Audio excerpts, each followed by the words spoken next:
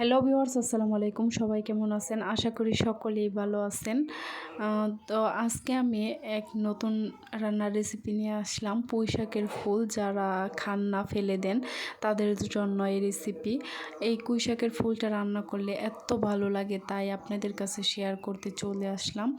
পুঁই শাকের ডাঁটা, ফুল, পুঁই শাক দিয়ে আমি একটি রান্না করব। তো সবাই পুরো ভিডিওটা দেখবেন এবং এভাবেই রান্না করে খেয়ে দেখবেন। এই পুঁই শাকের ফুলটা কিন্তু অসাধারণ, অনেক ভালো লাগে, তাই আজকে রান্না করলাম আর আপনাদের সাথে শেয়ার করলাম। এই রান্নার ফাঁকে আপনাদের সাথে আরেকটা কথা শেয়ার করি। কখনো কাউকে কোনো সময় কোনো মানুষকে বিশ্বাস করবেন না। মানুষ সব থেকে বেঈমান। যার থেকে তুমি বেশি আশা করবে, বিশ্বাস করবে, সেই তোমাকে সব থেকে বেশি ঠকাবে।